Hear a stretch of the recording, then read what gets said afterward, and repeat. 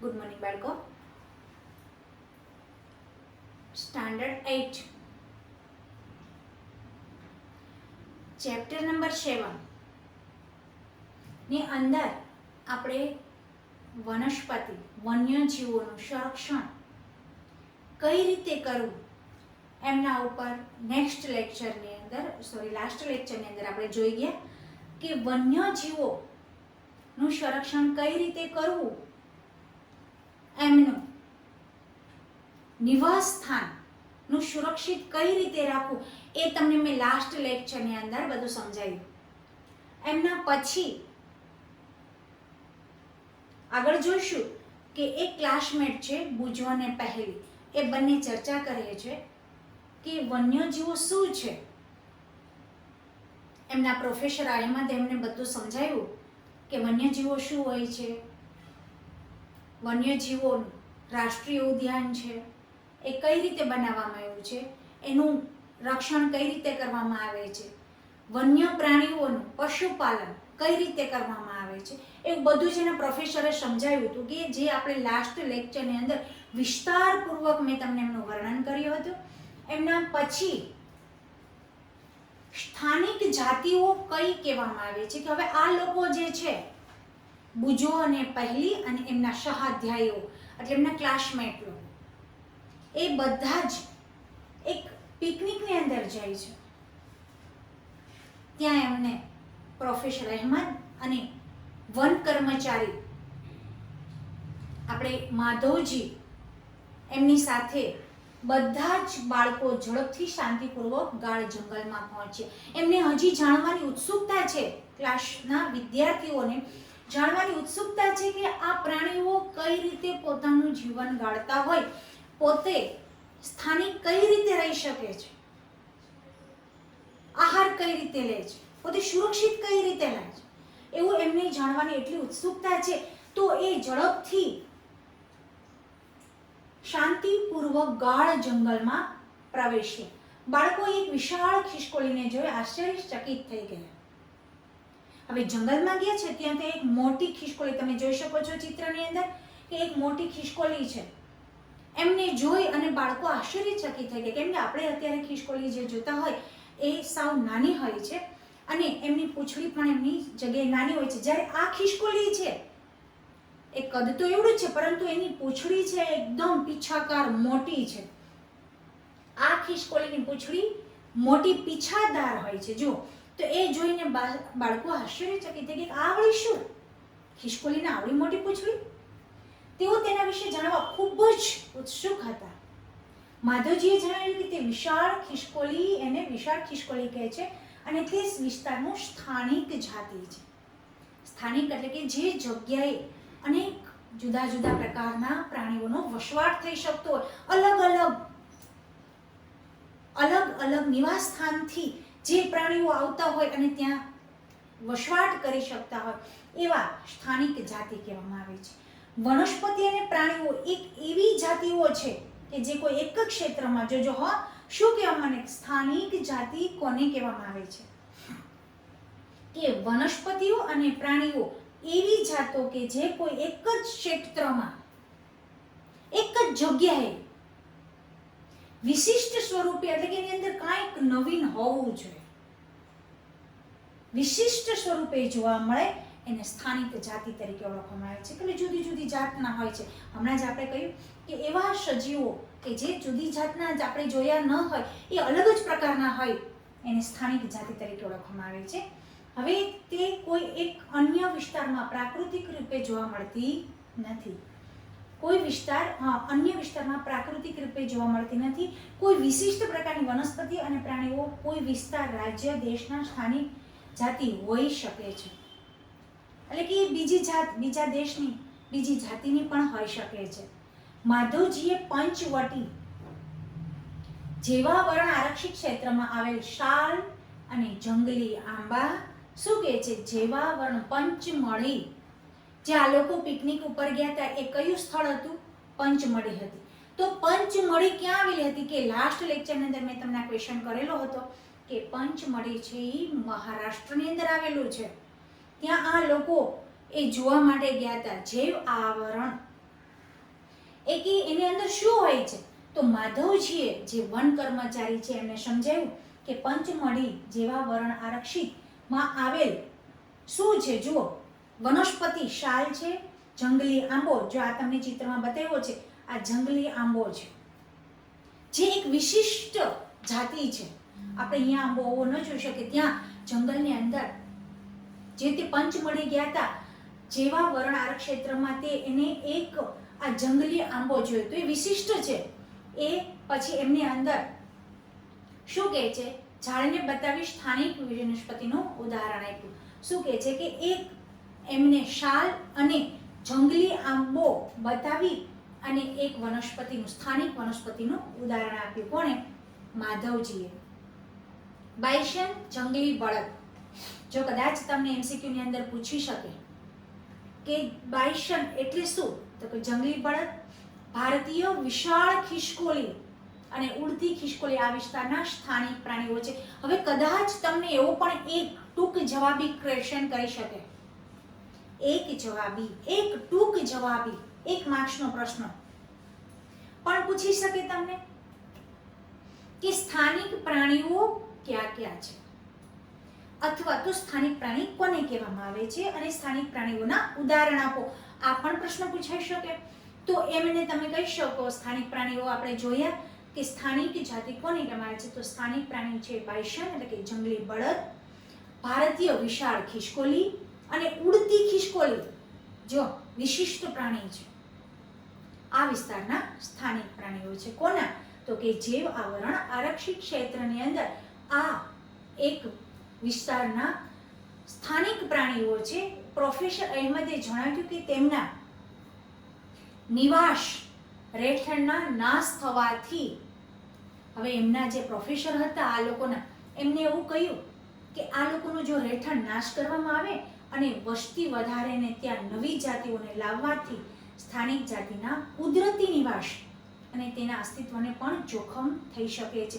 જો એમનો કદાચ નિવાસ સ્થાન એટલે કે એનું રહેઠાણ છે જો એને નાશ કરવામાં આવે ને, તો તેનું કુદરતી નિવાસ એટલે કે વાતાવરણની અંદર અને અસ્તિત્વને પણ જોખમ મુકાઈ શકે છે. હવે એમના પછી જોશો નેક્સ્ટ પોઈન્ટ કે શું કહે છે કે જાતિ કોને કહેવામાં આવે છે, કે જે સજીવોની વસ્તીનો એવો સમૂહ કે જે એકબીજા સાથે આંતર પ્રજનન કરવા માટે સક્ષમ હોય છે. જાતિ એટલે કે એક જ જાતિના સજીવો એ પોતાની જાતિ સાથે પ્રજનન કરીને નવી જાતિઓ ઉત્પન્ન કરે, નવો જ સજીવ ઉત્પન્ન કરે, એ જાતિ.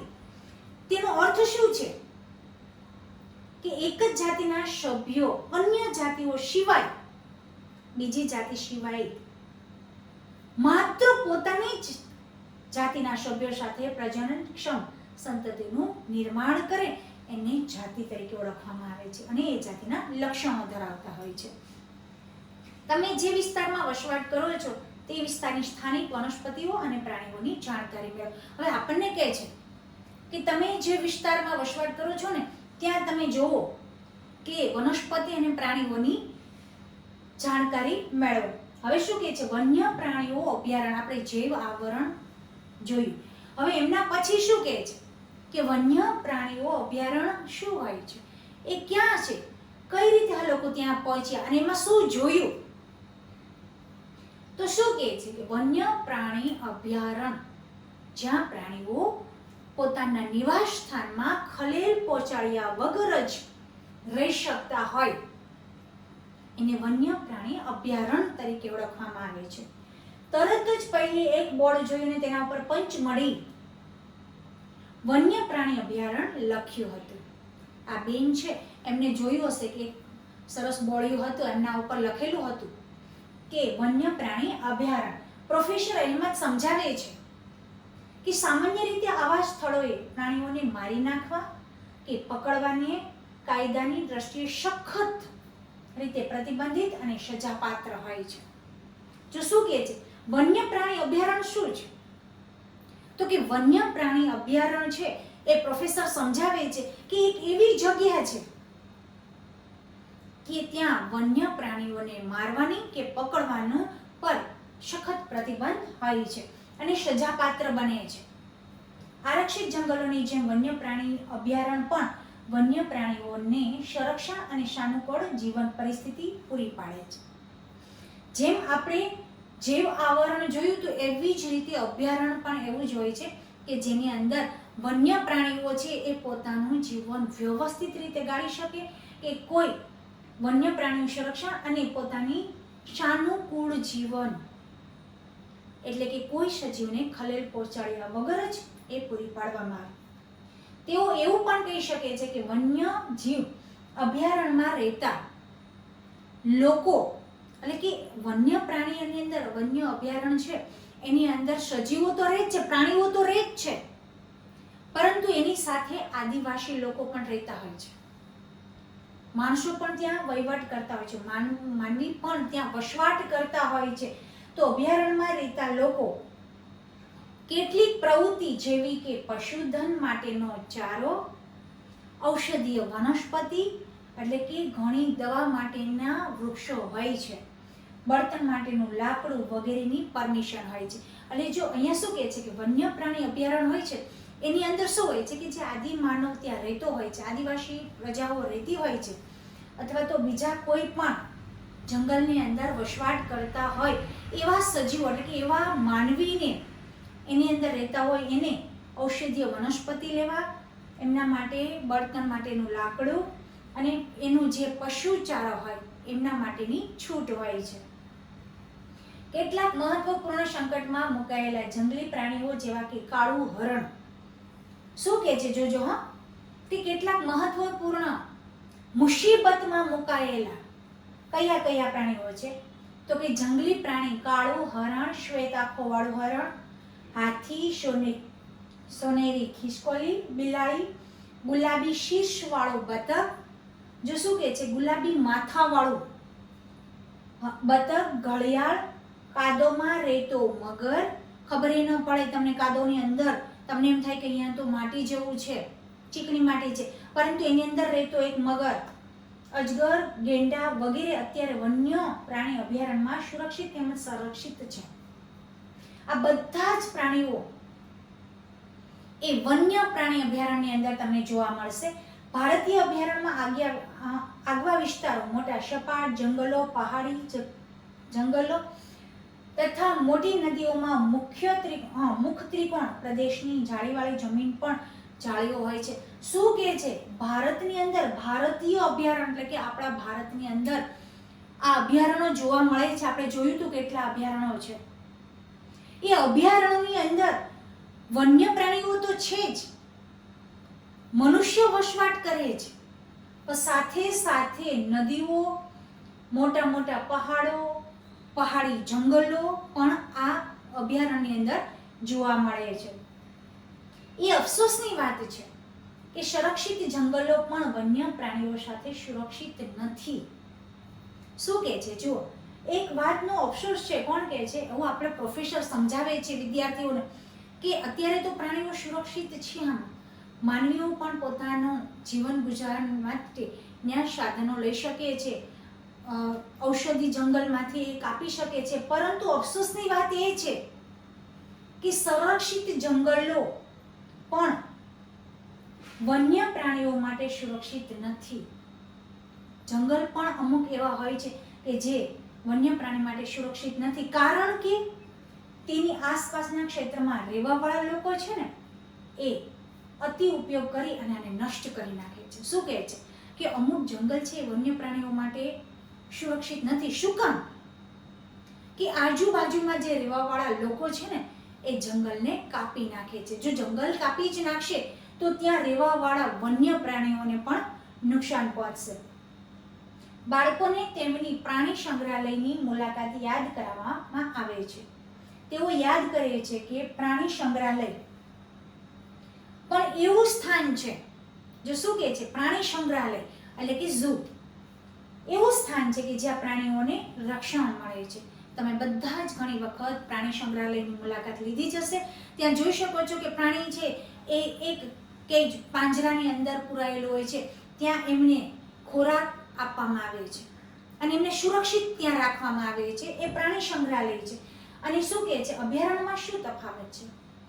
તો કે પ્રાણી સંગ્રહાલયની અંદર વન્ય પ્રાણીઓ છે, એટલે કે જે જંગલી પ્રાણીઓ છે એને બાંધી અને રાખવામાં આવે છે, એટલે કે પાંજરાની અંદર એને રાખવામાં આવે છે. એમનો પોષક, એનો આહાર છે એમને ત્યાં આપવામાં આવે છે, જ્યારે અભયારણ્યની અંદર એ વ્યવસ્થિત છૂટથી રહી શકે છે, રહી શકે છે. પ્રાણી સંગ્રહાલય એટલે કે ઉદ્યાનની અંદર વન્ય પ્રાણીઓ છે, જંગલી પ્રાણીઓ છે, એ પોતે પોતાના સ્વતંત્ર રીતે રહી શકતા નથી, પોતાની રીતે એ કેદમાં પુરાયેલા હોય છે. જ્યારે અભયારણ્યની અંદર એ છૂટથી રહી શકે છે, પોતાનો આહાર મેળવી શકે છે. આ બંનેની અંદર તફાવત છે. નજીકના પ્રાણી સંગ્રહાલયની મુલાકાત કરો અને ત્યાંના પ્રાણીઓની કઈ રીતે પરિસ્થિતિમાં રાખવામાં આવે છે તેનું અવલોકન કરો અને તે પ્રાણીઓના જીવન માટે યોગ્ય છે. શું પ્રાણીઓ કુદરતી નિવાસ સ્થાન કરતાં કૃત્રિમ નિવાસ સ્થાનમાં રહી શકે છે? તમારા મત મુજબ પ્રાણીઓ તેના કુદરતી નિવાસ સ્થાનમાં આરામથી વસવાટ કરી શકે કે પ્રાણી ઉદ્યાનમાં? આપણને પ્રશ્નો કરવામાં આવ્યા છે કે પ્રાણીઓ છે એ પ્રાણી સંગ્રહાલયમાં સરસ રહી શકે છે કે અભયારણ્યમાં રહી શકે છે? શું કહે છે, પોતાના નિવાસ સ્થાનમાં આરામથી રહી શકે છે કે પ્રાણી ઉદ્યાનમાં રહી શકે છે? તો આપણે બધા જ જાણીએ છીએ કે વન્ય પ્રાણીઓ છે એ છૂટથી જો રહી શકતા હોય તો એ જંગલની અંદર રહી શકે છે, જ્યારે પ્રાણી સંગ્રહાલયની અંદર એ પોતે પોતાના એક પાંજરાની અંદર પુરાયેલા રહે છે. નેક્સ્ટમાં આવશે રાષ્ટ્રીય ઉદ્યાન. તો રાષ્ટ્રીય ઉદ્યાન શું કહેવામાં આવે છે? જો રોડની સાઈડ પર એક બોર્ડ પર લખેલું હતું જેના પર સાતપુડા રાષ્ટ્રીય ઉદ્યાન, બહુ મસ્ત છે. ભારતની અંદર આ પ્રથમ આરક્ષિત જંગલ છે. ધ્યાન રાખજો, રાષ્ટ્રીય ઉદ્યાન. એમસીક્યુમાં ક્વેશ્ચન કરે, ટૂંક જવાબી પ્રશ્ન પણ પૂછી શકે. ભારતની અંદર પ્રથમ આરક્ષિત જંગલ કયું? સાતપુડા તરીકે ઓળખવામાં આવે છે. બાળકો હવે ત્યાં જવા માટે ઉત્સુક હતા. માધવજીએ તેને જણાવ્યું કે આ વિશાળ આરક્ષિત ક્ષેત્ર છે, બહુ મોટું છે. સાતપુડા રાષ્ટ્રીય ઉદ્યાન છે એ ભારતનું પ્રથમ આરક્ષિત જંગલ છે, સૌથી મોટું છે. તો એનો વિસ્તાર ખૂબ જ મોટો છે, વિશાળ, ખૂબ મોટા આરક્ષિત ક્ષેત્રમાં છે, તથા પર્યાવરણના સંપૂર્ણ નિવસન તંત્રનું સંરક્ષણ કરવા માટે પણ પર્યાપ્ત છે, જેને શું કહેવામાં આવે છે? રાષ્ટ્રીય ઉદ્યાન તરીકે ઓળખવામાં આવે છે. રાષ્ટ્રીય ઉદ્યાન તરીકે ઓળખવામાં આવે છે જે વનસ્પતિ જાત, પ્રાણી જાત અને ભૂમિ વિસ્તાર તથા ઐતિહાસિક સ્થળનું સંરક્ષણ કરે છે. શું કહે છે કે રાષ્ટ્રીય ઉદ્યાન કોને કહેવામાં આવે છે? કે પર્યાવરણના સંપૂર્ણ નિવસન તંત્રનું સંરક્ષણ કરવા માટે પર્યાપ્ત છે, જેમાં કોણ કોણ? વનસ્પતિ જાત, પ્રાણી જાત, ભૂમિ વિસ્તાર તથા ઐતિહાસિક વસ્તુઓનું જેની અંદર રક્ષણ કરવામાં આવે છે એને રાષ્ટ્રીય ઉદ્યાન તરીકે ઓળખવામાં આવે છે. સાતપુડા, બહુ જો મેં હમણાં જ તમને કહ્યું હતું કે સાતપુડા રાષ્ટ્રીય ઉદ્યાન ભારતનું પ્રથમ આરક્ષિત જંગલ છે. કદાચ તમને પ્રશ્ન પૂછવામાં આવે કે ભારતનું પ્રથમ આરક્ષિત જંગલ કયું? તો સાતપુડા તરીકે ઓળખવામાં આવે છે. હવે શું કહે છે? આ જંગલમાં ઉચ્ચ પ્રકારના શાક જોવા મળે છે. શાક નામની વનસ્પતિ છે એ આ જંગલની અંદર જોવા મળે છે. ભારતમાં 100 થી પણ વધારે રાષ્ટ્રીય ઉદ્યાન છે. આપણે મેપની અંદર જોયું હતું, મેં તમને લખીને બી સમજાવ્યું હતું કે ભારતની અંદર રાષ્ટ્રીય ઉદ્યાન કેટલા છે. આમાં આપણે બતાવ્યું છે 100 થી પણ વધારે ભારતની અંદર રાષ્ટ્રીય ઉદ્યાન જોવા મળે છે. સાતપુડા રાષ્ટ્રીય ઉદ્યાનમાં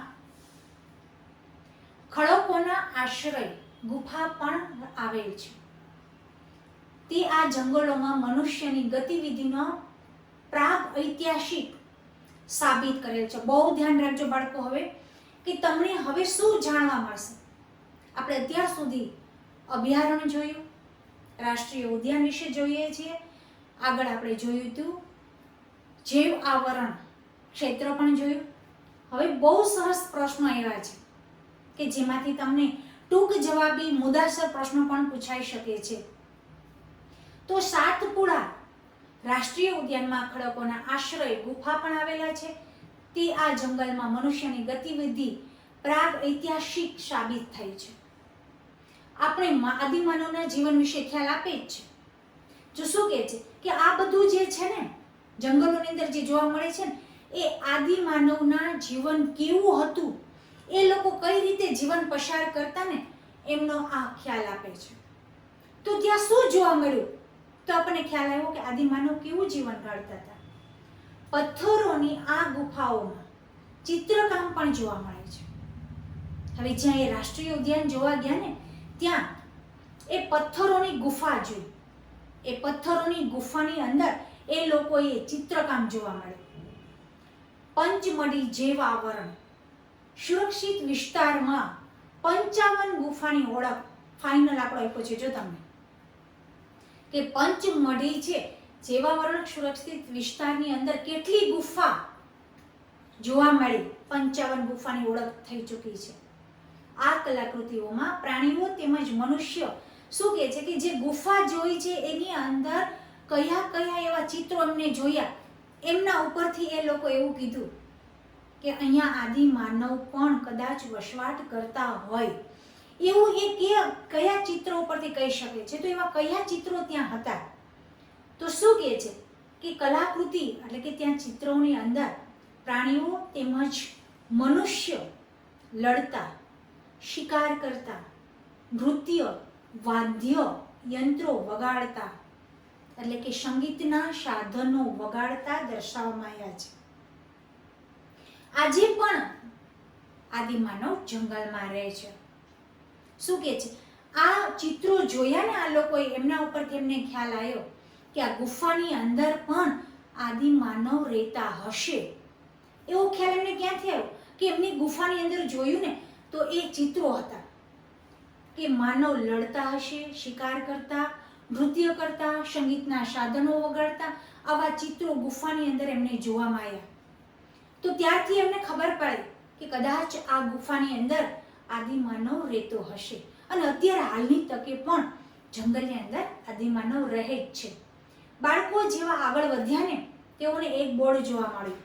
હવે જેમ બાળકો જંગલોમાં આગળ જતા રહે ને એમ એમને નવા નવા અભયારણ્ય, ઉદ્યાનનો પરિચય મળતો રહે છે, જેના પર લખેલું હતું સાતપુડા વાઘ આરક્ષિત વિસ્તાર.